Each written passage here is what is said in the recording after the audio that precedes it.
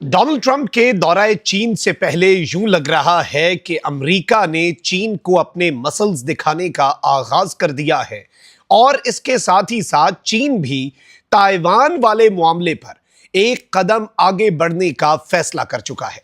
अमेरिकी अफवाज का चीन और ताइवान के करीब आकर डिप्लॉय होना अमेरिका की जानिब से चीन के लिए एक बहुत वाज़ेह और दो टोक पैगाम है। ताइवान ने चीनी बेड़ों को घेर लिया है। चीन की जानिब से सख्त रद्द अमल का इम्कान जाहिर किया जा रहा है।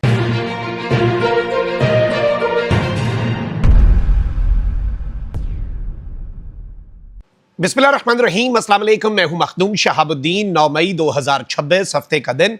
नाज़रीन इकराम, आलमी मंजरनामे पर एक जानिब तो मिडल ईस्ट का कॉन्फ्लिक्ट जो है वो हम सबके सामने है, वहीं दूसरी जानिब एक और unfinished war Russia Ukraine war भी है। लेकिन ये याद रखिएगा कि इस वक्त चाहे ईरान हो, रशिया हो, वो इस वक्त वेस्टर्न पावर्स के साथ अपनी जंग तो लड़ रहे हैं, लेकिन चाइना बहुत ही खामोशी के साथ कुछ बहुत बड़ा करने की तैयारी में मसरूफ अमल है।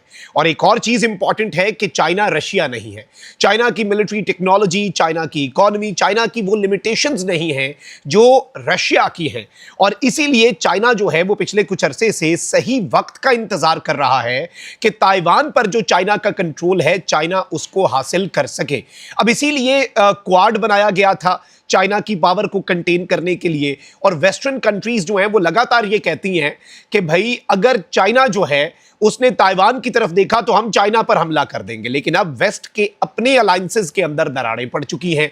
वेस्टर्न कंट्रीज जो हैं वो इस वक्त आपसी इंतशार और खलफशार का शिकार हो चुकी हैं। तो ये मामला इतना सादा नहीं है, इसमें बहुत कुछ जो है वो अगले चंद दिनों के अंदर अब होने जा रहा है, क्योंकि अब अमेरिका जो है वो कमजोर है। अमेरिका अपने मसाइल में फंसा हुआ है और चाइना पोजीशन ऑफ स्ट्रेंथ में है। लेकिन चाइना के कुछ इकदामात हैं, उन इकदामात के बाद बाज़ाब्ता तौर पर अब हम ये बात कर सकते हैं कि अमेरिका ने भी अपने मसल्स फ्लेक्स करने का आगाज कर दिया है और ताइवान इशू जो है ये गर्म हो सकता है in the next few days. There is a possibility कि प्रेसिडेंट शी जो हैं वो ट्रंप के दौरे से पहले ही कोई ना कोई बड़ा काम कर जाएं। मैं सारी डिटेल्स आपके सामने रखता हूं, लेकिन अगर अभी तक आपने इस वीडियो को लाइक नहीं किया, लाइक जरूर कर दें। कॉमेंट सेक्शन में राय का इजहार भी कीजिएगा, हो सके तो इस वीडियो को शेयर भी कर दें। नाज़रीन इकराम, सबसे पहले तो चाइना जो है उसने ये जो भी इक़दामात आपको पता है कि ताइवान के इर्द गिर्द किए हैं, पिछले साल के एंड पे भी चाइना ने कुछ एक्सरसाइजेस का आगाज़ किया था। और इस सारे मामले में दो तीन चीज़ें बड़ी इंपॉर्टेंट हैं। एक तो चाइना जापान को भी वार्निंग्स दे चुका है कि भाई आप इस मामले के अंदर ना पड़ें, और अमेरिका को, ऑस्ट्रेलिया को, ये सारे वो ममालिक हैं जो ताइवान का बहुत साथ देते हैं। फिर अब 2 दिन पहले ही एक खबर आती है नाज़रीन इकराम कि जो मीडियम लाइन है ताइवान और चाइना की, उसको चाइना ने क्रॉस किया है। एक मर्तबा फिर चाइना ने क्रॉस किया और ताइवान के नॉर्दर्न, सेंट्रल, साउथ वेस्टर्न और ईस्टर्न पार्ट के अंदर चाइना के फाइटर जेट्स और मिलिट्री एयरक्राफ्ट जो हैं वो दाखिल हुए हैं।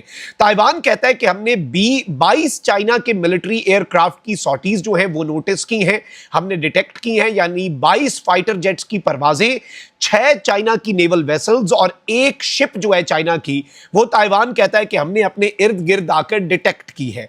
अच्छा, वहीं दूसरी जानिब नाज़रीन इकराम, चाइना की जो ग्रे जोन फ्लीट है वो ताइवान का जो कंट्रोल है समुंदर पर से उसे एरोड करती जा रही है। इसके हवाले से एक पॉलिसी पेपर भी छपा है। और अब इस सारे मामले में 2-3 चीजें हैं जो कि बहुत इंपॉर्टेंट हैं। एक तो ताइवान ने नाज़रीन इकराम टॉर्पीडो जो है वो फायर करने का तजुर्बा किया है सबमरीन से चाइना के साथ टेंशंस के दौरान, और ये ताइवान का एक कामयाब तजुर्बा है और ताइवान अपनी ताकत दिखाने की कोशिश कर रहा है। अलबत्ता ये चीज़ ज़हन में रखिएगा, ताइवान 1% भी नहीं है चाइना की मिलिट्री माइट का। तो ताइवान को अगर कहीं से सपोर्ट हासिल है तो वो वेस्ट ही है ना।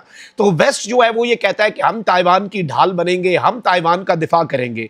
अच्छा, वहीं दूसरी जानिब एक और इंपॉर्टेंट चीज़ है नाज़रीन इकराम कि चाइना जो है वो फर्स्ट आइलैंड चेन जो है ताइवान के साथ टेंशंस के अंदर, जो पहली आइलैंड चेन है उसे ब्लॉक करने के लिए माइन लेइंग ड्रोन्स, यानी ये जो बारूदी सुरंगें बिछाने वाले ड्रोन्स हैं वो डिप्लॉय करने का मंसूबा भी बना रहा है। और इसके साथ ही साथ चाइना ने ताइवान के इर्द गिर्द जो ड्रिल्स की थी कुछ हफ्ते कबल, वो भी एक वाज़े और स्टर्न वार्निंग के तौर पर पेश की जा रही थी वेस्टर्न पावर्स को और एक्सटर्नल एक्टर्स को। अब हो क्या रहा है, अब चीज़ों को समझे नाज़रीन इकराम। इस वक्त एक रिपोर्ट आती है कि Beijing to push Trump on Taiwan, यानी चाइना जो है वो ट्रंप पर प्रेशर बढ़ाएगा ताइवान इशू को लेकर विद पोटेंशियली ग्लोबल कॉन्सिक्वेंसेस। और इस सब के अंदर जो चाइना अब करेगा, और ट्रंप आपको पता है कि एक बड़ा अनकन्वेंशनल सा सियासतदान है, तो चाइना इस चीज को बहुत ही तरीके से लेकर चलेगा। रॉयटर्स भी यही खबर दे रहा है कि China may try manoeuvring over Taiwan issue at Trump meeting, यानी चाइना जो है वो ट्रंप के साथ मीटिंग के अंदर सदर शी जिनपिंग जो है वो जरा ऐसे मैन्यूवर्स और ऐसे खेल खेलेंगे कि ताइवान इशू जो है वो इस सारे मामले की हाईलाइट बन जाए। अच्छा, फिर वहीं दूसरी जानिब जो द डिप्लोमेट इनसाइट है वो बताती है कि चाइना के जो प्राइम मिनिस्टर हैं उन्होंने कहा है कि बिल्कुल चाइना और अमेरिका का डायलॉग होना चाहिए, और ताइवान इशू जो है ये बहुत ही खतरनाक है। ताइवान इशू जो है इसको सीरियस लेना चाहिए। ये कौन कह रहा है? ये चाइना के प्रीमियर कह रहे हैं। अच्छा, अब द इकोनॉमिस्ट की खबर क्या है? America is massing troops near Taiwan to deter trouble making by China. अब ये बड़ी अजीब सी चीज है नाज़रीन कराम।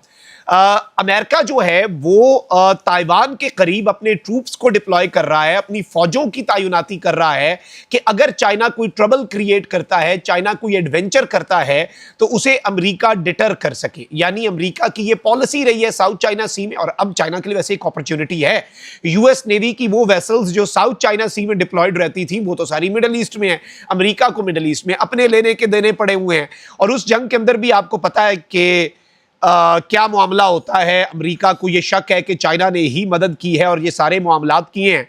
अब नाज़रीन इकराम, जो एनुअल एक्सरसाइजेस की जा रही हैं ये बड़ी इंपॉर्टेंट हैं, क्योंकि इस वक्त ये जो एक्सरसाइजेस चाइना भी कर रहा है और अमेरिका भी अपने ट्रूप्स लेकर आया है, तो इस वक्त द इकोनॉमिस्ट की रिपोर्ट यह है कि वेदर कंडीशंस ऐसी हैं कि ये इन्वेजन को सपोर्ट करती है। यानी अगर ताइवान को चाइना ने इन्वेड करना है तो this is the right time, weather के हिसाब से, बाकी चीजों के हिसाब से जंगों में ये चीजें मैटर करती हैं।